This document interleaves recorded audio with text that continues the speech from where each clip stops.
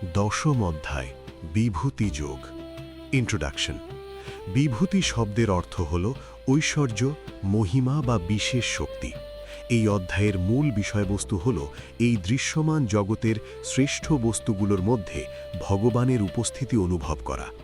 এক, এই অধ্যায়ের প্রেক্ষাপট। নবম অধ্যায়ে কৃষ্ণ বলেছিলেন যে তিনি সব কিছুর মূলে আছেন, কিন্তু অর্জুনের মনে প্রশ্ন জাগে, এই বিশাল পৃথিবীর হাজার হাজার রূপের মধ্যে আমি আপনাকে কিভাবে চিনব? আপনার কোন কোন বিশেষ রূপের মাধ্যমে আমি আপনাকে ধ্যান করব? ভক্তের এই ব্যাকুলতা মেটাতেই কৃষ্ণ তার অনন্ত বিভূতির বর্ণনা দিতে শুরু করেন। ২, কেন একে বিভূতি যোগ বলা হয়? সাধারণত আমরা ঈশ্বরকে মন্দিরে বা আকাশে খুঁজি, কিন্তু বিভূতি যোগ আমাদের শেখায় কিভাবে প্রকৃতি, শিল্প, বীরত্ব এবং বুদ্ধিমত্তার মধ্যে ঈশ্বরকে খুঁজে পেতে হয়। কৃষ্ণ এখানে দেখিয়েছেন যে জগতের যা কিছু সুন্দর, বিউটিফুল, যা কিছু শক্তিশালী, পাওয়ারফুল এবং যা কিছু মহান, স্প্লেন্ডিড, সেগুলো আসলে তারই তেজের একটি ক্ষুদ্র কণা। ৩, এই অধ্যায়ের মূল বৈশিষ্ট্যগুলো। অর্জুনের আত্মসমর্পণ। এই অধ্যায়ে অর্জুন কৃষ্ণকে পরম ব্রহ্ম এবং পরম ধাম হিসাবে পূর্ণাঙ্গ স্বীকৃতি দেন। চতুশ্লোকী গীতা। এই অধ্যায়ের ৮ থেকে ১১ নম্বর শ্লোককে চতুশ্লোকী গীতা বলা হয়, কারণ এই ৪টি শ্লোকের মধ্যেই সমগ্র গীতার সারমর্ম লুকিয়ে আছে। বিভূতির তালিকা। কৃষ্ণ হিমালয়, গঙ্গা, ওঙ্কার এবং অর্জুনের মতো মহান ব্যক্তিত্বদের সাথে নিজের তুলনা করে তার শ্রেষ্ঠত্ব প্রকাশ করেন। নেক্সট, এই অধ্যায় থেকে আমরা কি শিখব? বিভূতি যোগ আমাদের শেখায় যে ঈশ্বর জগৎ থেকে আলাদা কেউ নন। যখন আমরা একটি বিশাল পর্বত দেখি, একটি সুন্দর নদী দেখি বা কোনো মানুষের অসাধারণ প্রতিভা দেখি, তখন যেন আমরা বুঝতে পারি যে এই সৌন্দর্যের উৎস স্বয়ং ঈশ্বর। এটি আমাদের দৃষ্টিভঙ্গি বদলে দেয়। শ্রীমদ্ ভগবদ্ গীতার ১০ম অধ্যায় বিভূতি যোগের প্রথম শ্লোকটি অত্যন্ত তাৎপর্যপূর্ণ। এখানে কৃষ্ণ নিজেই অর্জুনকে বলছেন যে তিনি কেন এই গোপন কথাগুলো পুনরায় বলছেন। শ্লোক ১, শ্রী ভগবান উবাচ ভূয় এব মহাবাহ শৃণু মে পরমং বচ যত্তে অহং প্রিয়মানায় বক্ষ্যামি হিতকাম্যয়া। বাংলা অনুবাদ। শ্রী ভগবান বললেন, হে মহাবাহ, তুমি যেহেতু আমার অত্যন্ত প্রিয় এবং আমার কথা শুনে তুমি আনন্দিত হচ্ছ, প্রিয়মানায়, তাই তোমার মঙ্গলের জন্য হিতকাম্যয়া আমি আবারও আমার সেই পরম উপদেশ পরমং বচ তোমাকে বলছি, তুমি তা মনোযোগ দিয়ে শোনো। আলোচনা, ডিসকাশন। বিষয়, কেন ভগবান বারবার একই কথা বলেন? The logic of repetition. ১, প্রিয়মানায়, the joy of listening. Krishna খেয়াল করেছেন যে অর্জুন কেবল মন দিয়ে শুনছেন না, বরং এই জ্ঞান শুনে তিনি আনন্দিত হচ্ছেন। যখন কোনো ছাত্র আগ্রহ দেখায়, শিক্ষক তখন আরও গভীরে গিয়ে শেখাতে পছন্দ করেন। আধ্যাত্মিক জ্ঞান লাভের প্রথম শর্তই হল বিষয়ের প্রতি ভালোবাসা বা তৃষ্ণা থাকা। ২, হিতকাম্যয়া, ফর ইয়োর বেনিফিট। কৃষ্ণ এখানে জোর দিয়ে বলছেন যে তিনি যা বলছেন তা অর্জুনের মঙ্গলের জন্য। এই জ্ঞান অর্জুনকে কেবল যুদ্ধ জিততেই সাহায্য করবে না, বরং তাকে জীবনের চরম সত্যের সাথে পরিচয় করিয়ে দেবে। ভগবান আমাদের যা কিছু বলেন তার মূলে থাকে আমাদের মঙ্গল কামনা। ৩, ভুলা এগেন। প্রশ্ন উঠতে পারে, আগের অধ্যায়ে তো কৃষ্ণ অনেক কিছু বলেছেন, তবে আবার কেন? আসলে পরম তত্ত্ব এতই গভীর যে তা একবার শুনলে হৃদয়ে গেঁথে যায় না। তাই কৃষ্ণ বারবার ভিন্ন ভিন্ন আঙ্গিকে নিজের মহিমা প্রকাশ করছেন, যাতে অর্জুনের এবং আমাদের মনে কোনো সংশয় না থাকে। সার কথা, ভগবান তার প্রিয় ভক্তকে জ্ঞানের সর্বোচ্চ স্তরে নিয়ে যেতে চান, তাই তিনি স্বতঃস্ফূর্তভাবে তার ঐশ্বর্যিক বিভূতি বর্ণনা করতে শুরু করেছেন। ১০ম অধ্যায়ের ২ নম্বর শ্লোকে কৃষ্ণ একটি অত্যন্ত গুরুত্বপূর্ণ সত্য প্রকাশ করছেন। তিনি জানাচ্ছেন যে কেন মানুষ বা দেবতারা তার আদি রহস্য বুঝতে পারেন না। শ্লোক ২, ন মে বিদুহু সুরগণাহা প্রভবং ন মহর্ষয় অহমাদির্হি দেবানাং মহর্ষিণাং চ সর্বশ। বাংলা অনুবাদ। দেবতারা অথবা মহর্ষিরা কেউই আমার উৎপত্তি বা প্রভাবের কথা প্রভবং জানেন না, কারণ আমি দেবতা এবং মহর্ষিদের সর্বপ্রকার আদি কারণ। অহম আদি। আলোচনা, ডিসকাশন। বিষয়, সৃষ্টি কেন স্রষ্টাকে পূর্ণাঙ্গভাবে জানতে পারে না? ১, সন্তান এবং পিতার উপমা। একজন সন্তান যেমন তার বাবার জন্মের সময় উপস্থিত ছিল না, তাই সে বাবার জন্ম রহস্য নিজে প্রত্যক্ষ করতে পারে না, তেমনি দেবতারা এবং ঋষিরা কৃষ্ণের সৃষ্টির অনেক পরে অবুর্ভিত হয়েছেন। যেহেতু কৃষ্ণ সবার আগে ছিলেন, তাই তার শুরু কোথায় তা কারো পক্ষেই জানা সম্ভব নয়। 2. সীমিত বুদ্ধি বনাম অসীম সত্তা। দেবতারা এবং ঋষিরা যতই শক্তিশালী বা জ্ঞানী হন না কেন, তাদের বুদ্ধি সীমিত, ফাইনাইট। সীমিত বুদ্ধি দিয়ে অসীমকে পুরোপুরি মাপা অসম্ভব। ঘোড়ার জল দিয়ে যেমন সমুদ্রকে মাপা যায় না, তেমনি লৌকিক জ্ঞান দিয়ে অলৌকিক কৃষ্ণতত্ত্ব বোঝা যায় না। 3. সর্বস্ব, ইন এভরি ওয়ে। কৃষ্ণ কেবল সময়ের হিসাবে আগে নন, তিনি শক্তির উৎস হিসাবেও আদি। অর্থাৎ দেবতাদের কাছে যে অলৌকিক ক্ষমতা আছে, তাও কৃষ্ণের থেকেই ধার করা। উৎস নিজেই যদি না জানায়, তবে ডালপালার পক্ষে মূলের খবর রাখা কঠিন। সার কথা, আমরা যদি কৃষ্ণকে জানতে চাই, তবে আমাদের নিজেদের বুদ্ধির ওপর ভরসা না করে তার শরণাপন্ন হতে হবে, কারণ তিনিই একমাত্র সত্য, যা সব কিছুর আগে ছিল। 10ম অধ্যায়ের 3 নম্বর শ্লোক নিচে দেওয়া হলো। এই শ্লোকে কৃষ্ণ জানাচ্ছেন যে তাকে চেনার সঠিক দৃষ্টিভঙ্গি কি এবং সেই জ্ঞানের ফল কি।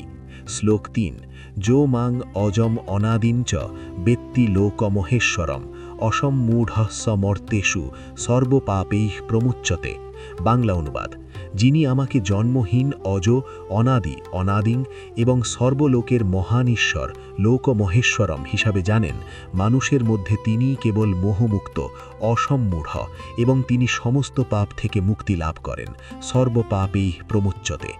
আলোচনা, ডিসকাশন। বিষয়, মোহমুক্তির চাবিকাঠি, দ্য কি টু লিবারেশন। 1. অজম এবং অনাদিং, আনবর্ন অ্যান্ড বিগিনিংলেস। সাধারণ মানুষ বা দেবতাদের জন্ম এবং মৃত্যু আছে, কিন্তু কৃষ্ণ বলছেন তিনি অজ, অর্থাৎ তার কোনো জন্ম নেই। তিনি কোনো জাগতিক পিতামাতার জৈবিক প্রক্রিয়ার ফল নন, তিনি স্বয়ংভূ। যিনি এই পরম সত্যটি হৃদয়ে গেঁথে নিতে পারেন, তিনি আর মায়ার জালে আটকে পড়েন না। 2. অসম্মূঢ়া, নন ডিলিউডেড। আমরা সবাই কোনো না কোনো মোহে বা বিভ্রান্তিতে আছি, ডিলিউশন। আমরা মনে করি শরীরটাই সব, বা আমাদের প্রিয়জনেরাই চিরস্থায়ী, কিন্তু যিনি কৃষ্ণকে মহেশ্বর বা পরম অধিপতি হিসাবে চিনেছেন, তার জীবনের সব সংশয় কেটে যায়। তিনিই মানুষের মধ্যে প্রকৃত বুদ্ধিমান বা অসম্মূঢ়। 3. পাপ থেকে মুক্তি। অনেকে মনে করেন অনেক আচার অনুষ্ঠান করলে পাপ কাটে, কিন্তু কৃষ্ণ বলছেন তার প্রকৃত স্বরূপ সম্পর্কে এই জ্ঞান নিজেই এক বিশাল শুদ্ধিকরণ প্রক্রিয়া। যখন কেউ বুঝতে পারে যে সব কিছুর উৎস একজনই, তখন তার ভেতরের স্বার্থপরতা ও নেতিবাচকতা ধুয়ে যায়। এভাবেই তিনি সব পাপ থেকে মুক্ত হন। সার কথা, ভগবানকে কেবল একজন মহাপুরুষ ভাবা ভুল, তাকে সব কিছুর আদি এবং অধিপতি হিসাবে জানাই হল প্রকৃত জ্ঞান। 10ম অধ্যায়ের 4 এবং 5 নম্বর শ্লোক দুটি একসাথে আলোচনা করা হয়, কারণ এখানে শ্রীকৃষ্ণ মানুষের মানসিক বুদ্ধিবৃত্তি এবং চারিত্রিক গুণের একটি দীর্ঘ তালিকা দিয়েছেন। তিনি বোঝাচ্ছেন যে আমাদের ভেতরের ভালো মন্দ সব অনুভূতির উৎস আসলে তিনি। শ্লোক 4 এবং 5, বুদ্ধির জানং অসম্মোহস ক্ষমা সত্যং দমঃ সমা সুখং দুঃখং ভবঃ অভাবঃ ভয়ং চা ভয়মেব চ অহিংসা সমতা তুষ্টি তপোদানং যশো অযশঃ ভবন্তি ভাবাঃ ভূতানাং মত্তয়েব পৃথগ্বিধা। বাংলা অনুবাদ, বুদ্ধি, জ্ঞান, মোহমুক্তি, ক্ষমা, সত্য, ইন্দ্রিয় সংযম, মনোসংযম, সুখ, দুঃখ, জন্ম, মৃত্যু, ভয়, অভয়, অহিংসা, সমতা, তুষ্টি, সন্তোষ, তপস্যা, দান, যশ ও অযশ, প্রাণীদের এই সমস্ত বিচিত্র ভাবসমূহ আমার থেকেই উৎপন্ন হয়। আলোচনা, ডিসকাশন।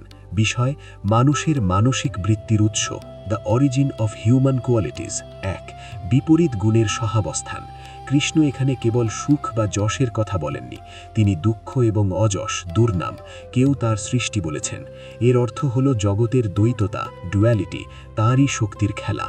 আলো যেমন তার, অন্ধকারও তারই সৃষ্টি করা একটি অবস্থা। 2. মানসিক গুণাবলীর বিশ্লেষণ, বুদ্ধি এবং জ্ঞান। আমাদের সঠিক নির্ণয় নেবার ক্ষমতা এবং আত্মাকে চেনার ক্ষমতা তাঁরই দান। ক্ষমা এবং সত্য, প্রতিকূল অবস্থাতেও শান্ত থাকা এবং সত্যে অটল থাকা ঐশ্বর্যিক বিভূতি। তুষ্টি এবং সমতা, যা আছে তা নিয়ে সন্তুষ্ট থাকা এবং সবার প্রতি সমান দৃষ্টিভঙ্গি রাখা আধ্যাত্মিক উন্নতির লক্ষণ। 3 সবই তার ইচ্ছায় মত্তঃ এর কৃষ্ণ এখানে স্পষ্ট করছেন যে আমরা আমাদের চারিত্রিক গুণের জন্য অহংকার করতে পারি না। যদি কেউ খুব জ্ঞানী বা ধৈর্যশীল হয় তবে বুঝতে হবে এটি কৃষ্ণের বিভূতির বহিঃপ্রকাশ। আবার প্রতিকূল পরিস্থিতিতে আমাদের ভয় বা দুঃখ তারই তৈরি করা মায়ার অংশ, যা আমাদের শিক্ষা দেওয়ার জন্য আসে। সার কথা, আমাদের মনের প্রতিটি তরঙ্গ, তা ইতিবাচক হোক বা নেতিবাচক, শেষ পর্যন্ত পরমেশ্বরের শক্তির মাধ্যমেই প্রকাশিত হয়। দশম অধ্যায়ের 6 নম্বর শ্লোকে কৃষ্ণ এই মহাবিশ্বের আদি পূর্বপুরুষ এবং মানবজাতির বংশলতিকার উৎস বর্ণনা করেছেন। তিনি দেখাচ্ছেন কিভাবে সমস্ত সৃষ্টির পরিচালনা ব্যবস্থা তার থেকেই শুরু হয়েছে। মহর্ষয় সপ্ত পূর্বে চত্বারো মানবস্তথা মদ্ভাবাঃ মানসাঃ জাতাঃ येषां লোক ইমাঃ প্রজাঃ। বাংলা অনুবাদ: 7 জন মহর্ষি, সপ্তর্ষি, তাদেরও পূর্ববর্তী 4 জন কুমার সনকাদি এবং 14 জন মনু, যারা সকলেই আমার থেকেই মদ্ভাবা, আমার মনের দ্বারা জন্মলাভ করেছেন, মানসা জাতা। এই পৃথিবীর সমস্ত প্রজাসমূহ তাদেরই বংশধর। আলোচনা বিষয়: সৃষ্টিতত্ত্বের নীল নকশা, দ্য ব্লুপ্রিন্ট অফ ক্রিয়েশন। মানসা জাতা, born from the mind. Krishna এখানে একটি অত্যন্ত উচ্চাঙ্গের বৈজ্ঞানিক ও আধ্যাত্মিক সত্য প্রকাশ করেছেন। তিনি এই আদি পুরুষদের তৈরি করতে কোনো জৈবিক প্রক্রিয়া ব্যবহার করেননি, কেবল তার সংকল্প বা মনের ইচ্ছায় তাদের সৃষ্টি করেছেন। একেই বলা হয় মানস সৃষ্টি। কারা এই আদিপুরুষ? সপ্তর্ষি, ভৃগু, অত্রি, অঙ্গিরা প্রমুখ 7 জন ঋষি, যারা মহাবিশ্বের জ্ঞান ও ধর্মের রক্ষা করেন। চতুষ্ষণন, সনক, সনাতন, সনন্দ ও সনৎকুমার, তারা পরম জ্ঞানী এবং ব্রহ্মচারী। মনু, মানবজাতির আদি পিতা। মনু থেকেই মানুষ শব্দের উৎপত্তি। Chain of command. কৃষ্ণ এখানে বোঝাতে চেয়েছেন যে মহাবিশ্ব বিশৃঙ্খলভাবে চলছে না। তিনি প্রথমে এই আধিকারিকদের সৃষ্টি করেছেন, যারা পরে আমাদের মতো সাধারণ প্রজাদের বংশবৃদ্ধি ও শাসনের ব্যবস্থা করেছেন। অর্থাৎ আপনি যদি নিজের বংশলতিকার একদম শেষ মাথায় যান, তবে সেখানে আপনি কৃষ্ণকেই খুঁজে পাবেন। সার কথা, আমরা কেউই বিচ্ছিন্ন কেউ নই। আমাদের সবার মূল উৎস হল কৃষ্ণের সেই আদি মানস সংকল্প। দশম অধ্যায়ের 7 নম্বর শ্লোকে কৃষ্ণ জানাচ্ছেন যে তার এই ঐশ্বর্য ও যোগশক্তি জানার বাস্তব ফলাফল কি। এটি কেবল তথ্য জানা নয়, এটি এক গভীর উপলব্ধির বিষয়। এতাম বিভূতিম যোগম চ মম ইয়ো বেত্তি তত্ত্বতঃ সো অবিকম্পেন যোগেন যুজ্যতে নাত্র সংশয়ঃ। বাংলা অনুবাদ: যিনি আমার এই বিভূতি, ঐশ্বর্য এবং যোগ শক্তিকে তত্ত্বগতভাবে জানেন, যাহ বেত্তি তত্ত্বতঃ, তিনি অকম্পিত যোগে অবিচল ভক্তিতে আমাতে যুক্ত হন, এ বিষয়ে কোনো সন্দেহ নেই। না অত্র সংশয়ঃ। আলোচনা বিষয়: বিশ্বাসের ভিত্তি যখন জ্ঞান, knowledge as the foundation of faith. তত্ত্বতঃ, নোয়িং দ্য এসেন্স। কৃষ্ণ কেবল ওপর জানার কথা বলেননি, তত্ত্বতঃ মানে হল মূল কারণ সহ জানা। আমরা যখন বুঝতে পারি যে একটি ছোট ফুলের সৌন্দর্য থেকে শুরু করে বিশাল গ্রহ নক্ষত্রের ঘূর্ণন সবই কৃষ্ণের বিভূতি এবং যোগ শক্তি, তখন তার প্রতি আমাদের শ্রদ্ধা আর নিছক আবেগ থাকে না, তা বিজ্ঞানে পরিণত হয়। অবিকম্পেনা যোগেনা, আনওয়েভারিং কানেকশন। অবিকম্প মানে যা কাঁপে না বা টলে না। আমাদের সাধারণ বিশ্বাস খুব ঠুনকো হয়, একটু বিপদ এলেই আমরা ঈশ্বরকে সন্দেহ করি। কিন্তু যিনি জানেন যে জগতের প্রতিটি স্পন্দনে কৃষ্ণ আছেন, তার ভক্তি হয় পাথরের মতো শক্ত, কোনো প্রতিকূলতাই তাকে টলাতে পারে না। সংশয়হীনতা। কৃষ্ণ এখানে চ্যালেঞ্জ দিয়ে বলছেন, না অত্র সংশয়ঃ, অর্থাৎ এই ব্রহ্মাণ্ডের ঐশ্বর্যকে যে কৃষ্ণের ঐশ্বর্য হিসাবে দেখতে শিখেছে, তার মুক্তি বা ভক্তি নিয়ে আর কোনো দ্বন্দ্বে থাকার অবকাশ নেই। সার কথা, ভগবানের বিভূতি জানা মানে হল আমাদের চারপাশের জগতের প্রতিটি মহত্বের মাঝে ঈশ্বরকে খুঁজে পাওয়া, যা আমাদের ভক্তিকে স্থায়ী এবং শক্তিশালী করে। এখন আমরা শুরু করতে যাচ্ছি চতুর্শ্লোকী গীতা, 8 থেকে 11 নম্বর শ্লোক, যা সমগ্র গীতার 18টি অধ্যায়ের নির্যাস বা সারমর্ম হিসাবে পরিচিত। এর প্রথম শ্লোকটি 8 নম্বর শ্লোক ভগবানের স্বরূপ এবং সৃষ্টির মূল রহস্য বর্ণনা করেছেন। अहम सर्वस्य प्रभवो मत्तः सर्वं प्रवर्तते इति मत्वा भजन्ते माम बुधा भावसमन्विताः। বাংলা অনুবাদ: আমি সবকিছুর উৎপত্তি বা উৎস, আহম সর্বস্য প্রভবঃ, আমার থেকেই সবকিছু প্রবর্তিত বা পরিচালিত হয়, মত্তঃ সর্বম প্রবর্ততে। এই তত্ত্ব হৃদয়ঙ্গম করে বুদ্ধিমান ব্যক্তিগণ বুধাহা, অত্যন্ত অনুরাগের সাথে ভাব সমন্বিতাহা, আমার ভজনা করেন। আলোচনা বিষয়: বুদ্ধিমান কে, ডিফাইনিং দ্য ওয়াইজ। সর্বস্য প্রভবঃ, দ্য অরিজিন অফ এভরিথিং। এখানে সবকিছু বলতে জড়জগৎ, ম্যাটার, এবং চেতন জগৎ, স্পিরিট, উভয়কেই বোঝানো হয়েছে। আধুনিক বিজ্ঞান বিগ ব্যাং বা মহাবিস্ফোরণের কথা বলে, কিন্তু কৃষ্ণ বলছেন সেই আদি শক্তির স্পন্দনও তার থেকেই শুরু হয়েছে। তিনি কেবল স্রষ্টা নন, তিনি আদি কাঁচামালও। প্রবর্ততে, দ্য সাস্টেনার। জগৎ সৃষ্টি করে কৃষ্ণ অবসর নেননি। প্রতিটি ইলেকট্রনের ঘূর্ণন থেকে শুরু করে আমাদের চিন্তার প্রবাহ সবই তার শক্তির দ্বারা পরিচালিত হচ্ছে। অর্থাৎ মহাবিশ্ব একটি স্বয়ংক্রিয় যন্ত্র নয়, এটি ভগবানের চেতনার দ্বারা চালিত একটি জীবন্ত সত্তা। বুধাহা ও ভাব সমন্বিতাহা। কৃষ্ণ এখানে বুদ্ধিমান বলতে তাদের বুঝিয়েছেন যারা কেবল পুঁথিগত বিদ্যা অর্জন করেননি, বরং এই মূল সত্যটি বুঝতে পেরেছেন। যখন একজন মানুষ বুঝতে পারেন যে সব কিছুর উৎস একজনই, তখন তার মনে কৃষ্ণের প্রতি একটি স্বাভাবিক ভাব বা গভীর প্রেম জাগ্রত হয়, কারণ তখন তিনি আর ভগবানকে দূরে কোথাও খোঁজেন না, বরং সব কিছুর মধ্যে তাকে দেখতে পান। সার কথা: আধ্যাত্মিক বুদ্ধিমত্তার চূড়ান্ত স্তর হল এটি স্বীকার করা যে সব কিছুর শুরু এবং শেষ এক পরমেশ্বরেই। চতুর্শ্লোকী গীতার দ্বিতীয় শ্লোকটি অত্যন্ত মাধুর্যপূর্ণ। এখানে কৃষ্ণ বর্ণনা করছেন যে তার শুদ্ধ ভক্তরা যখন একে অপরের সান্নিধ্যে আসেন, তখন তাদের মনের অবস্থা এবং জীবনযাপন কেমন হয়। মচ্চিত্তা মদ্গত প্রাণা বোধয়ন্ত পরস্পরম কথয়ন্তশ্চ মাম নিত্যম তুষ্যন্তি চ রমন্তি চ। বাংলা অনুবাদ: যাদের চিত্ত আমাতে নিবিষ্ট, মৎচিত্তা, এবং যাদের প্রাণ আমাতে উৎসর্গীকৃত, মদ্গত প্রাণা, তারা পরস্পর আমার কথা ও মহিমা আলোচনা করে এবং একে অপরকে তত্ত্বজ্ঞান দান করে পরম সন্তোষ লাভ করে এবং দিব্য আনন্দ উপভোগ করেন। তুষ্যান্তি চা রমান্তি চা। আলোচনা বিষয়: আধ্যাত্মিক সংযোগের আনন্দ, the joy of spiritual connection.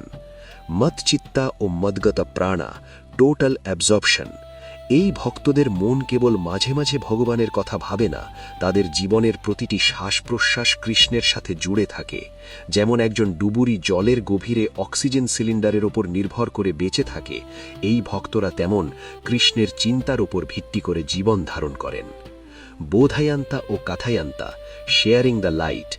মানুষ সাধারণত রাজনীতি, খেলা বা সিনেমা নিয়ে আলোচনা করে আনন্দ পায়, কিন্তু কৃষ্ণের ভক্তরা মিলিত হলে কেবল কৃষ্ণের কথা আলোচনা করেন।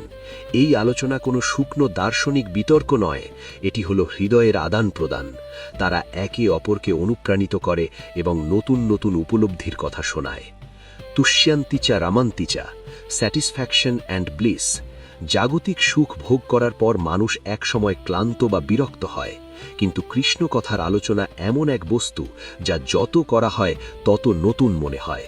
তারা এই আলোচনার মাধ্যমেই পরম তুষ্টি, স্যাটিসফ্যাকশন এবং রামান্তি, স্পিরিচুয়াল প্লে বা জয় খুঁজে পান।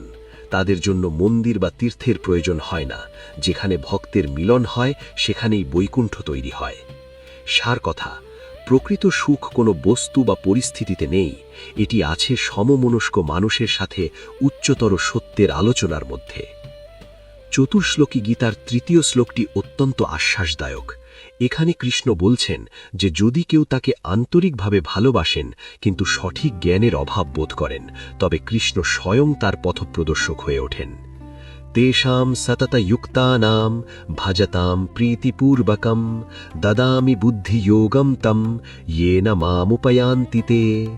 বাংলা অনুবাদ: যারা সর্বদাই আমাতে যুক্ত থাকেন, সততা যুক্তানাম, এবং অত্যন্ত ভালোবাসার সাথে আমার ভজনা করেন, ভজতাম প্রীতিপূর্বকম, তাদের আমি সেই বুদ্ধি যোগ দান করি, দদামি বুদ্ধি যোগম, যার মাধ্যমে তারা আমাকে প্রাপ্ত হতে পারেন। আলোচনা বিষয়: ইনটিউশন বা অন্তরের নির্দেশ, the gift of spiritual intuition. বুদ্ধি yoga, the yoga of intellect. আমরা সাধারণ বুদ্ধিতে অনেক সময় ভুল করি, দ্বিধায় ভোগী, কিন্তু কৃষ্ণ বলছেন তিনি ভক্তকে এমন এক বিশেষ বুদ্ধি বা ডিভাইন ইনটিউশন দান করেন যা সরাসরি তার কাছ থেকে আসে। এটি কোনো লাইব্রেরির বই পড়ে শেখা যায় না, এটি একটি আভ্যন্তরীণ পথনির্দেশ। প্রীতিপূর্বকম, উইথ লাভ। এই বুদ্ধি পাওয়ার শর্ত একটি: ভক্তি হতে হবে ভালোবাসাপূর্ণ, কোনো বিনিময় বা ভয়ের কারণে পূজা নয়, বরং হৃদয়ের টানে যারা তাকে ডাকে, কৃষ্ণ তাদের মনের ভেতরে বসে জিপিএসের মতো কাজ করেন। গুরু বা গাইড হিসাবে ভগবান। অনেক সময় ভক্ত জানেন না যে আধ্যাত্মিক উন্নতির পরবর্তী ধাপ কি। কৃষ্ণ প্রতিশ্রুতি দিচ্ছেন যে যখনই কোনো ভক্ত বাধা পাবে, কৃষ্ণ নিজে তার হৃদয়ে সেই বুদ্ধির স্ফুলিঙ্গ জ্বালিয়ে দেবেন, যা তাকে মোক্ষ বা ভগবানের দিকে নিয়ে যাবে। সার কথা: আপনি যদি এক পা কৃষ্ণের দিকে বাড়ান এবং তাকে ভালোবাসেন, তবে আপনার বুদ্ধির সীমাবদ্ধতা আপনার পথে বাধা হবে না। ভগবান নিজেই আপনার বুদ্ধিকে পূর্ণতা দেবেন। এটি চতুর্শ্লোকী গীতার সর্বশেষ এবং 10ম অধ্যায়ের 11 নম্বর শ্লোক। এখানে কৃষ্ণ ভক্তের হৃদয়ে ঘটে যাওয়া এক অলৌকিক পরিবর্তনের বর্ণনা দিয়েছেন। শ্লোক 11: তেষামেবানুকম্পার্থম অহম অজ্ঞানজম তমঃ নাশয়ামি আত্মভাবস্থঃ জ্ঞানদীপেন ভাস্বতা। বাংলা অনুবাদ: তাদের প্রতি বিশেষ করুণা করার জন্য, অর্থাৎ তেষাম অনুকম্পা অর্থম, আমি তাদের হৃদয়ে বাস করে, অর্থাৎ আত্মভাবস্থঃ, জ্ঞানের উজ্জ্বল প্রদীপের দ্বারা, অর্থাৎ জ্ঞানদীপেন ভাস্বতা, তাদের অজ্ঞানতাজনিত অন্ধকারকে, অর্থাৎ অজ্ঞানজম তমঃ, বিনাশ করি, অর্থাৎ নাশয়ামি। বিষয়: অন্ধকার দূর করার শর্টকাট। 1. অনুকম্পার্থম। একজন মানুষ নিজের চেষ্টায় কতটুকু জানতে পারে? আমাদের শক্তি সীমাবদ্ধ, কিন্তু কৃষ্ণ যখন দেখেন ভক্ত চেষ্টা করছে, তখন তিনি বিশেষ করুণা করেন। এই করুণা হল একটি আধ্যাত্মিক লিফট, যা আপনাকে সিঁড়ি ভেঙে ওঠার কষ্ট থেকে বাঁচিয়ে দেয়। 2. অন্ধকার বনাম আলো। আমাদের দুঃখ, ভয় এবং দুশ্চিন্তার মূল কারণ হল অজ্ঞানতা বা অন্ধকার, তমহা। একটি অন্ধকার ঘর থেকে অন্ধকার তাড়াতে লাঠি দিয়ে পিটিয়ে লাভ নেই, কেবল একটি ছোট প্রদীপ জ্বালালেই অন্ধকার উধাও হয়ে যায়। কৃষ্ণ বলছেন তিনি ভক্তের হৃদয়ে সেই জ্ঞান প্রদীপ জ্বালিয়ে দেন। 3. ভগবান যখন হৃদয়ের ভেতরে, অর্থাৎ আত্মভাবস্থা। কৃষ্ণকে বাইরে কোথাও খুঁজতে হয় না। এই শ্লোকে তিনি বলছেন তিনি ভক্তের হৃদয়ের আসনেই বসে আছেন। যখন কেউ শুদ্ধ চিত্তে তাকে ডাকে, তিনি ভেতর থেকেই সব সংশয় দূর করে দেন। এটিই হল প্রকৃত আত্ম উপলব্ধি। সার কথা: ঈশ্বরকে পাওয়ার জন্য বিশাল পণ্ডিত হওয়ার প্রয়োজন নেই। কেবল একনিষ্ঠ ভক্তিতে হৃদয়ের দরজা খুলে দিলেই তিনি নিজ হাতে জ্ঞানের আলো জ্বালিয়ে দেন। অভিনন্দন! আমরা গীতার অতি গুরুত্বপূর্ণ চতুর্শ্লোকী গীতা, অর্থাৎ 8 থেকে 11 সম্পন্ন করলাম। এরপর অর্জুন কৃষ্ণের এই কথাগুলো শুনে চরম বিস্ময়ে অভিভূত হয়ে পড়বেন এবং কৃষ্ণকে পরম ব্রহ্ম হিসেবে স্বীকার করে এক অপূর্ব স্তুতি বা স্বীকৃতি দেবেন। চতুর্শ্লোকী গীতা শোনার পর অর্জুন সম্পূর্ণ অভিভূত হয়ে পড়েন। তার মনের সমস্ত সংশয় মেঘের মতো কেটে যায় এবং তিনি এক অভাবনীয় উপলব্ধিতে পৌঁছান। 12 এবং 13 নম্বর শ্লোকে অর্জুন ভগবান শ্রীকৃষ্ণের পরম স্বরূপকে আনুষ্ঠানিকভাবে স্বীকৃতি দিচ্ছেন। শ্লোক 12: অর্জুন উবাচ পরম ব্রহ্ম পরম ধাম পবিত্রম পরমম ভবান পুরুষম শাশ্বতম দিব্যম আদিদেবম অজম বিভুম আহুস্ত্বাম ঋষয়ঃ সর্বে দেবর্ষির্নারদঃ তথা অসিতো দেবলো ব্যাসঃ স্বয়ং চৈব ব্রবীষি মে। বাংলা অনুবাদ: অর্জুন বললেন, আপনি পরম ব্রহ্ম, আপনি পরম ধাম অর্থাৎ আশ্রয়, এবং আপনি পরম পবিত্র। সমস্ত ঋষিগণ, দেবর্ষি নারদ, অসিত, দেবল এবং ব্যাসদেব সকলেই আপনাকে শাশ্বত, দিব্য পুরুষ, আদিদেব, জন্মহীন এবং সর্বব্যাপী বলে বর্ণনা করেছেন। এবং এখন আপনি নিজেও স্বয়ংচাক এবা আমার কাছে সেই কথাই বলছেন। আলোচনা, চূড়ান্ত স্বীকৃতি। ১.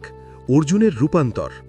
এতক্ষণ অর্জুন কৃষ্ণকে বন্ধু বা উপদেষ্টা হিসেবে দেখছিলেন, কিন্তু দশম অধ্যায়ের জ্ঞান শোনার পর তিনি কৃষ্ণকে পরম ব্রহ্ম, দি অ্যাবসোলুট ট্রুথ হিসেবে স্বীকার করলেন। এটি অর্জুনের আধ্যাত্মিক যাত্রার এক বিশাল মাইল ফলক। ২. মহাজনদের সাক্ষ্য। অর্জুন এখানে কেবল নিজের বুদ্ধির ওপর নির্ভর করছেন না, তিনি ব্যাসদেব, নারদ এবং অসিতের মতো মহান ঋষিদের উদাহরণ টেনে বলছেন যে তারাও আপনাকে এই রূপেই জানতেন। অর্থাৎ কৃষ্ণের ঈশ্বরত্ব কেবল অর্জুনের কল্পনা নয়, এটি যুগে যুগে ঋষিদের দ্বারা প্রমাণিত সত্য। ৩. সবচেয়ে বড় প্রমাণ, সেলফ এভিডেন্স। অর্জুন বলছেন, অন্যদের কথা তো আছেই, কিন্তু এখন আপনি স্বয়ং আমাকে এই সত্যটি বলছেন। যখন সত্য স্বয়ং আমাদের সামনে দাঁড়িয়ে কথা বলে, তখন আর কোনো প্রমাণের প্রয়োজন হয় না। সার কথা, যখন আমরা জ্ঞান এবং বিশ্বাস এক বিন্দুতে মিলিত হয়, তখনই ভক্তের হৃদয়ে ভগবানের পূর্ণ স্বরূপ প্রকাশিত হয়। অর্জুন এখন পুরোপুরি প্রস্তুত। কৃষ্ণের ঈশ্বরত্ব স্বীকার করার পর তার মনে এক তীব্র কৌতূহল জেগে উঠেছে। ১৬ নম্বর শ্লোকে অর্জুন সরাসরি অনুরোধ করছেন যেন কৃষ্ণ তার সেই ঐশ্বরিক বিভূতিগুলোর কথা বিস্তারিতভাবে বর্ণনা করেন। শ্লোক ১৬। वक्तुमर्हस्य अशेषेण दिव्या हि आत्मविभूतयः याभिर्विभूतिभिर्लोकानिमांस्त्वं व्याप्य तिष्ठसि। বাংলা অনুবাদ, আপনার সেই সমস্ত দিব্য বিভূতিসমূহ অর্থাৎ দিব্যা হি আত্মবিভূতয়ः আপনি বিস্তারিতভাবে আমাকে বলুন, অর্থাৎ অশেষেনা, যে বিভূতিগুলোর দ্বারা আপনি এই সমস্ত লোকসমূহকে অর্থাৎ পৃথিবী ও মহাবিশ্বকে ব্যাপ্ত করে আছেন, অর্থাৎ ব্যাপ্য তিষ্ঠসি। আলোচনা, কেন আমাদের বিভূতি জানা প্রয়োজন? ১. অশেষেনা, উইদাউট রিমাইন্ডার। অর্জুন বলছেন অশেষেনা, অর্থাৎ তিনি কোনো সংক্ষিপ্ত উত্তর চান না, তিনি কৃষ্ণের মহিমা যতটা সম্ভব বিস্তারিতভাবে জানতে চান। এটি একটি ভক্তের ব্যাকুলতা, সে তার প্রিয়তমের সম্পর্কে যত শোনে তার তৃষ্ণা তত বাড়ে। ২. দৃশ্যমান জগতে ঈশ্বরকে খোঁজা। কৃষ্ণ নিরাকার বা অদৃশ্য কেউ নন। অর্জুন বুঝতে চাইছেন যে এই চর্মচক্ষে আমরা যা কিছু দেখছি, পাহাড়, নদী, সূর্য, এগুলোর মধ্যে কৃষ্ণ ঠিক কিভাবে মিশে আছেন। ভগবান যে পুরো মহাবিশ্বকে ব্যাপ্ত করে আছেন, সেই অদৃশ্য সুতোটিকে অর্জুন দৃশ্যমান করতে চাইছেন। ৩. মনঃসংযোগের প্রস্তুতি। অর্জুন জানেন যে যুদ্ধের ময়দানে বা দৈনন্দিন জীবনে মনকে সবসময় ভগবানে স্থির রাখা কঠিন। যদি তিনি জানেন যে জগতের কোন কোন শ্রেষ্ঠ বস্তুর মধ্যে ভগবানের বিশেষ তেজ আছে, তাহলে সেই বস্তুগুলো দেখা মাত্রই তার মনে কৃষ্ণের স্মৃতি জেগে উঠবে।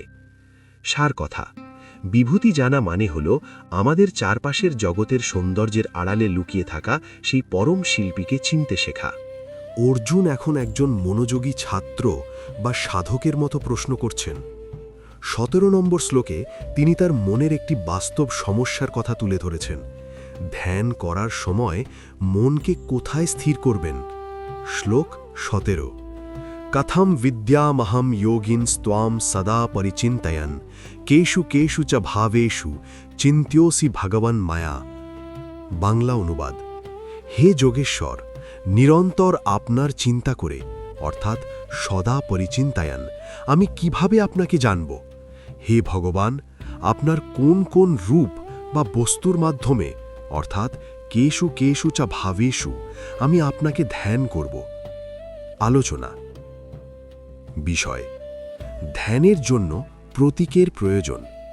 মানুষের মন খুব অস্থির, নিরাকার বা পরমাত্মার ওপর হুট করে মন বসানো কঠিন। তাই অর্জুন ব্যবহারিক একটি উপায় চাইছেন। তিনি বলছেন, আমি যখন জগতের দিকে তাকাবো তখন ঠিক কোন জিনিসের দিকে তাকালে আপনার কথা মনে পড়বে?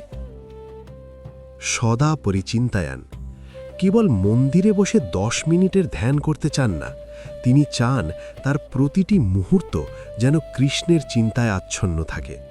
যখন আমরা জানি যে একটি নির্দিষ্ট ফুল বা একটি বিশেষ নক্ষত্র ভগবানের বিভূতি, তখন সেই বস্তুটির দিকে তাকালেই আমাদের মনে একটি ডিভাইন কানেকশন তৈরি হয়। যোগিন। অর্জুন কৃষ্ণকে এখানে যোগিন বলে সম্বোধন করেছেন। এর অর্থ হল, আপনি সমস্ত যোগ শক্তির আধার। আপনার এই অদ্ভুত জগৎ সৃষ্টির মধ্যে আপনাকে খুঁজে পাওয়ার চাবিকাঠিটিও আপনিই আমাকে দিন। সার কথা, ঈশ্বরকে কেবল বিমূর্তভাবে ভাবা কঠিন, তাই অর্জুন এই দৃশ্যমান জগতের বিশেষ বিশেষ নিদর্শনের মাধ্যমে ঈশ্বরকে অনুভব করতে চাইছেন। অর্জুন এখন তার অনুরোধের শেষ পর্যায়ে। 18 নম্বর শ্লোকে তিনি জানাচ্ছেন যে কৃষ্ণের মহিমা শোনার তৃষ্ণা তার কাছে অমৃতের মতো, যা পান করলে কখনোই মনে হয় না যে যথেষ্ট হয়েছে। শ্লোক 18। বিস্তরেণ আত্মনো যোগম বিভূতিম চ জনার্দনা ভূয়াঃ কথায়া তৃপ্তির্হি শৃণ্বতো নাস্তি মে অমৃতম। বাংলা অনুবাদ: হে জনার্দন, আপনার যোগ শক্তি অর্থাৎ সৃজনী শক্তি এবং বিভূতিসমূহ অর্থাৎ ঐশ্বর্য আমাকে পুনরায় বিস্তারে বলুন, কারণ আপনার এই অমৃতময় উপদেশ শুনতে শুনতে আমার কখনো তৃপ্তি হচ্ছে না। আলোচনা বিষয়: অমৃতের স্বাদ। তৃপ্তিহি নাস্তি। জাগতিক যে কোনো খাবার বা বিনোদন আমরা একসময় উপভোগ করার পর ক্লান্ত হয়ে পড়ি। একে অর্থনীতির ভাষায় বলে law of diminishing marginal utility. কিন্তু আধ্যাত্মিক জ্ঞান বা কৃষ্ণ কথার বৈশিষ্ট্য হল, এটি যত শোনা হয় শোনার ইচ্ছে তত বাড়ে। অর্জুন এখানে সেই আধ্যাত্মিক নেশা বা অনুরাগের কথা বলছেন। অমৃতম। অর্জুন কৃষ্ণের কথাকে অমৃত বলেছেন। অমৃত যেমন মানুষকে অমরত্ব দেয়, কৃষ্ণের এই জ্ঞানও অর্জুনকে অজ্ঞানতা ও জন্ম মৃত্যুর ভয় থেকে মুক্তি দিয়ে আত্মিক অমরত্বের স্বাদ দিচ্ছে। বিস্তরেণ ও ভূয়া। অর্জুন যদিও আগে শুনেছেন, তবুও তিনি বলছেন ভূয়া মানে পুনরায় এবং বিস্তারেণ অর্থাৎ বিস্তারে। এর কারণ হল, ভগবানের মহিমা কোনো দিন ফুরিয়ে যায় না। যত গভীরে যাওয়া যায় ততই নতুন নতুন মুক্ত খুঁজে পাওয়া যায়। সার কথা, যখন কোনো ছাত্র শিক্ষকের কাছ থেকে অমৃতের মতো জ্ঞান পায়, তখন সময় বা পরিমাণের কোনো সীমা থাকে না। অর্জুন এখন কৃষ্ণের ঐশ্বরিক ডিকশনারি পড়ার জন্য পুরোপুরি ব্যাকুল। অর্জুনের ব্যাকুলতা দেখে ভগবান শ্রীকৃষ্ণ অত্যন্ত প্রীত হলেন এবং 19 নম্বর শ্লোক থেকে তার সেই অলৌকিক বিভূতিগুলোর বর্ণনা দিতে শুরু করলেন। মনে রাখবেন, কৃষ্ণের বিভূতি অসীম, তাই তিনি কেবল প্রধান প্রধান বিষয়গুলোই উল্লেখ করবেন। শ্লোক 19। শ্রী ভগবান উবাচ হন্ততে কথয়িষ্যামি দিব্যা হ্যাত্মবিভূতয়া প্রাধান্যতঃ কুরুশ্রেষ্ঠ নাস্ত্যন্ত বিস্তরস্য মে। বাংলা অনুবাদ: হে কুরুশ্রেষ্ঠ, আমি তোমার কাছে আমার সেই সমস্ত দিব্য বিভূতিগুলোর কথা বলবো, তবে কেবল প্রধান প্রধান বিভূতিগুলোই বলবো, কারণ আমার এই বিস্তারের কোনো অন্ত বা শেষ নেই। নাস্তি অন্ত বিস্তারস্য মে। আলোচনা বিষয়: অসীমকে সসীমে প্রকাশ। হন্তা লুক। এখানে হন্ত শব্দটি একটি সম্বোধন হিসেবে ব্যবহৃত হয়েছে, যা দিয়ে কৃষ্ণ অর্জুনের মনোযোগ আকর্ষণ করছেন।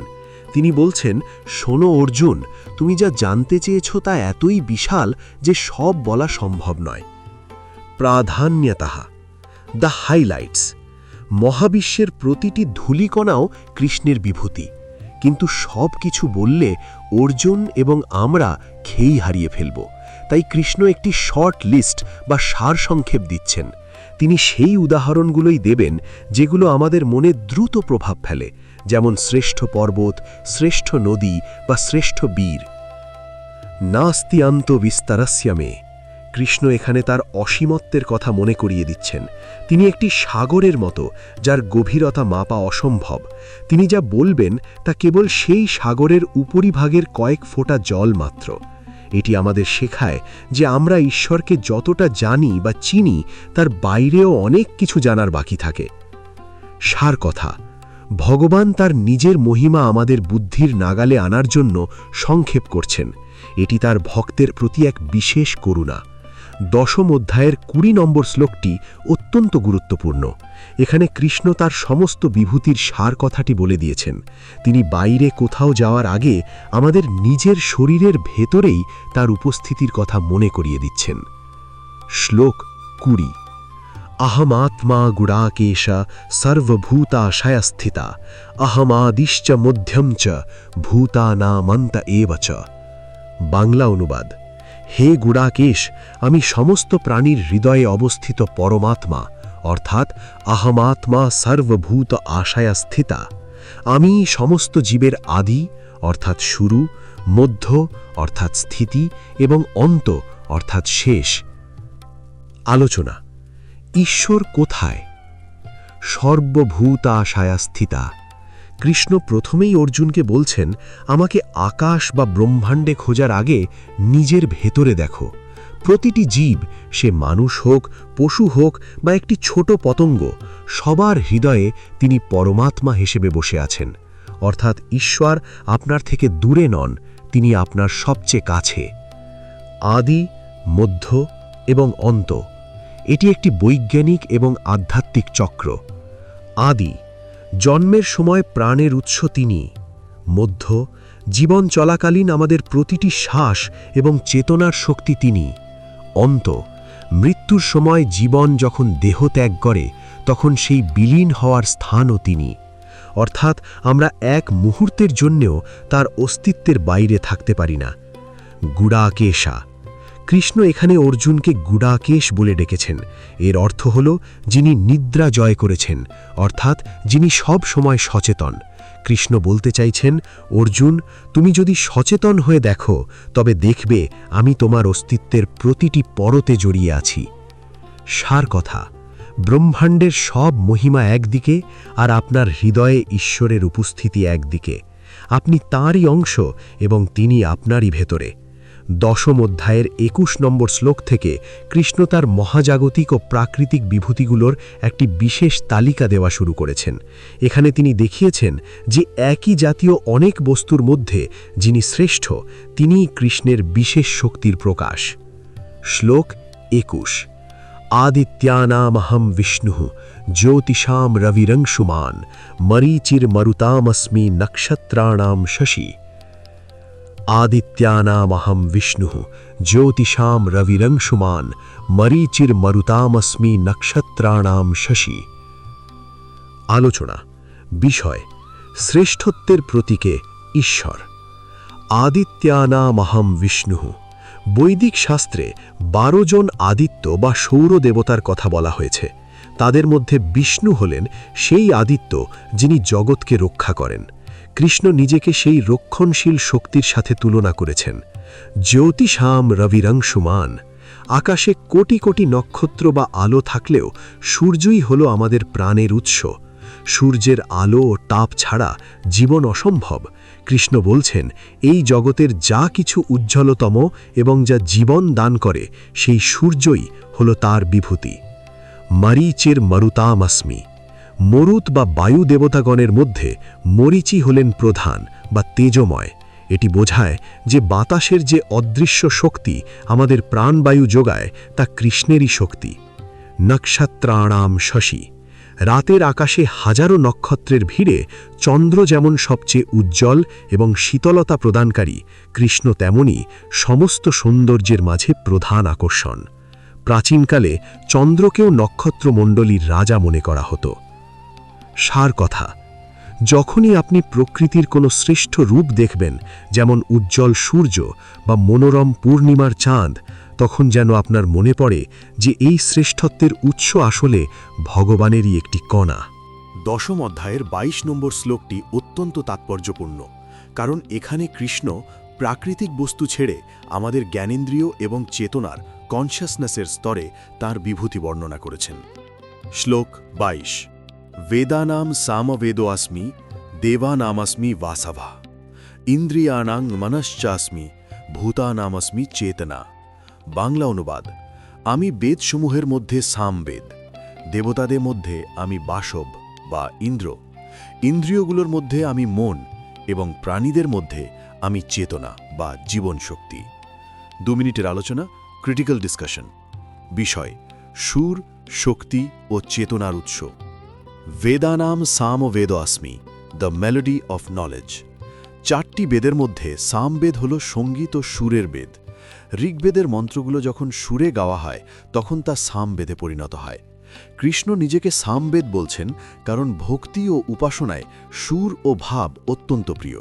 এটি আধ্যাত্মিকতার শৈল্পিক রূপ। দেবানাম বাসবা, দ্য কিং অফ গডস।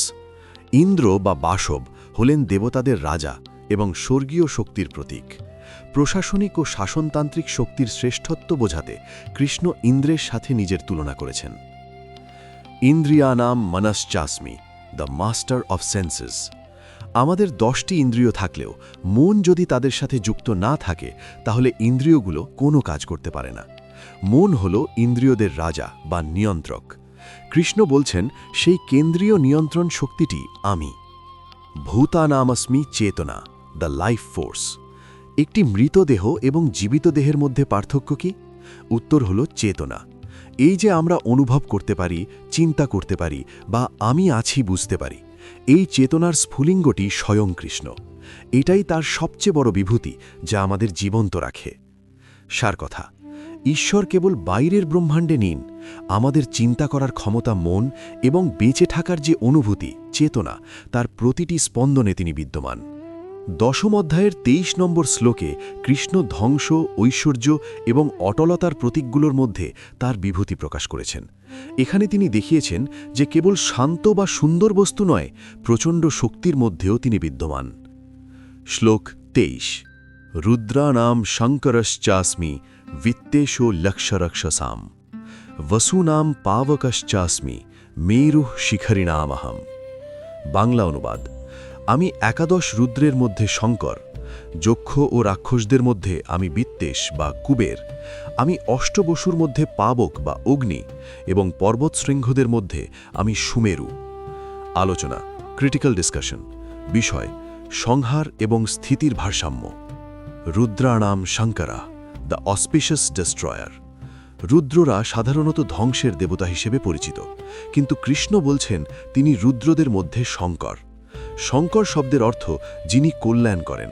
এর অর্থ হল জগতের পুরাতন বা অশুভকে ধ্বংস করাও একটি কল্যাণকর কাজ। শিব বা শঙ্কর হলেন সেই পরম যোগী ও সংহারকর্তা যার মধ্যে কৃষ্ণ নিজেকে প্রকাশ করেছেন। বিত্তেশো যক্ষরাক্ষসাম, দ্য লর্ড অফ ওয়েলথ। যক্ষ ও রাক্ষসরা প্রবল ঐশ্বর্য ও শক্তির অধিকারী। তাদের মধ্যে রাজা হলেন কুবের বা বিত্তেশ। কৃষ্ণ বলছেন জগতের সমস্ত ধনের অধিপতি হওয়ার যে তেজ, তা তাঁরই বিভূতি।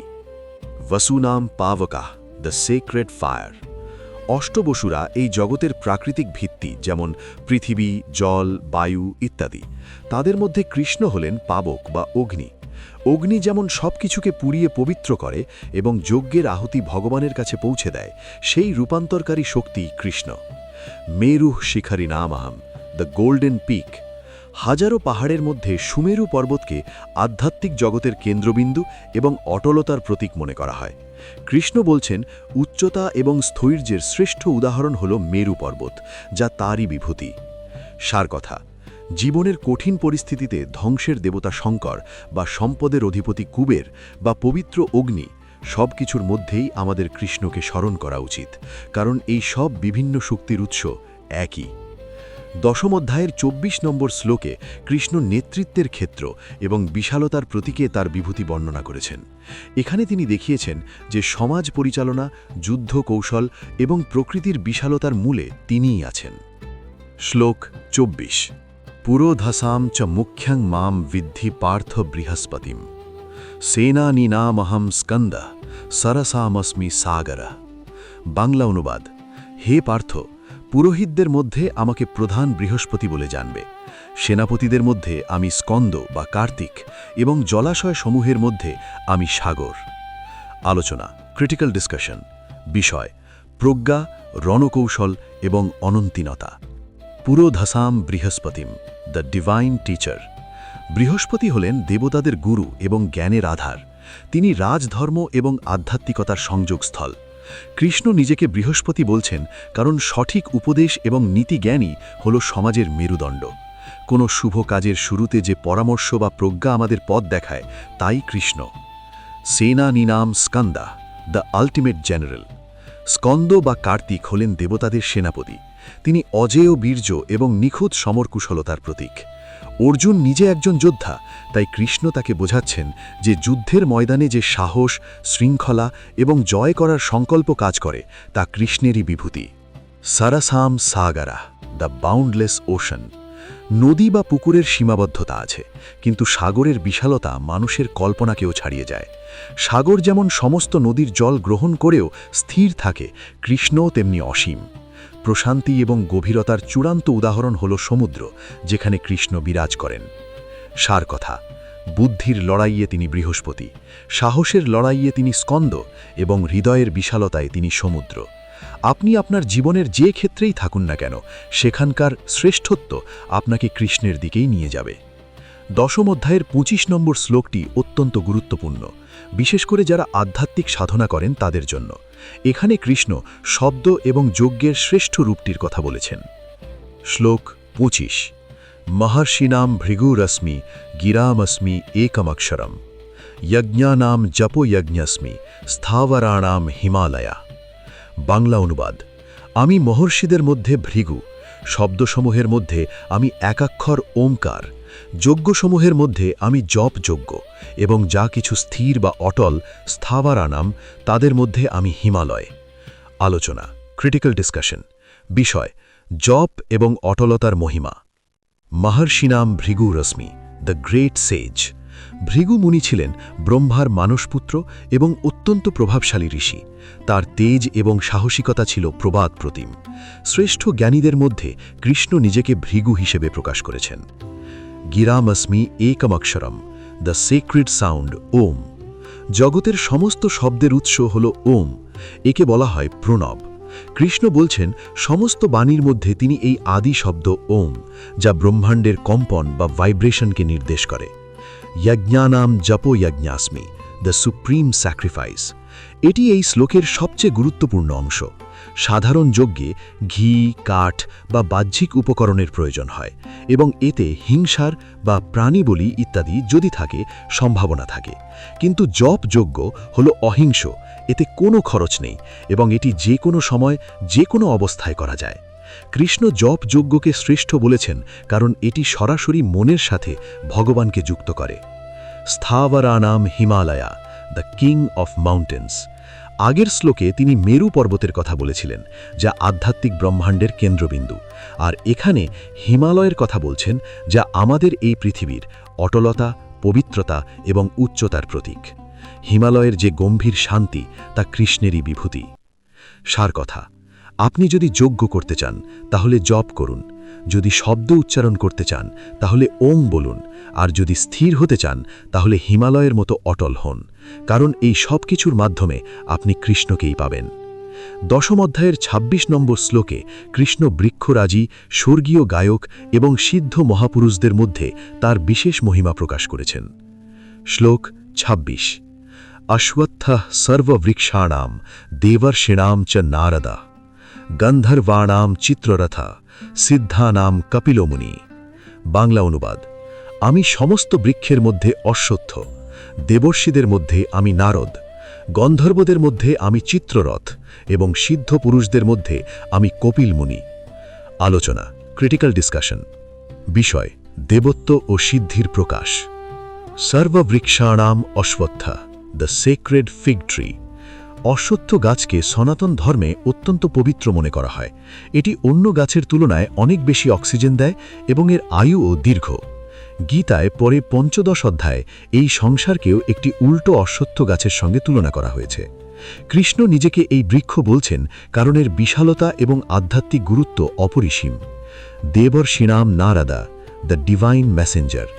নারদ মুনি হলেন ভক্তিশাস্ত্রের প্রবক্তা। তিনি বিনা হাতে সবসময় নারায়ণ নারায়ণ জপ করেন এবং ব্রহ্মাণ্ডের সর্বত্র বিচরণ করেন। ভক্তির মাধ্যমে ভগবানের সাথে যে নিবিড় যোগাযোগ স্থাপন করা যায়, নারদ সেই ভক্তি শক্তির শ্রেষ্ঠ প্রতীক। গন্ধর্বাণাম চিত্ররথা, দ্য সেলেস্টিয়াল মিউজিশিয়ান। গন্ধর্বরা হলেন স্বর্গের শিল্পী ও সঙ্গীতজ্ঞ। চিত্ররথ তাদের মধ্যে প্রধান। কৃষ্ণ নিজেকে চিত্ররথ বলছেন, কারণ ললিত কলা ও সঙ্গীতের মধ্যে যে স্বর্গীয় সৌন্দর্য ও মাধুর্য আছে তা কৃষ্ণেরই বিভূতি। সিদ্ধানাম Kapilmuni, the master of philosophy. সিদ্ধ মানে যারা জন্ম থেকেই জ্ঞান ও যোগ শক্তিতে পূর্ণ। কপিল মুনি হলেন সাংখ্য দর্শনের প্রবক্তা। বুদ্ধি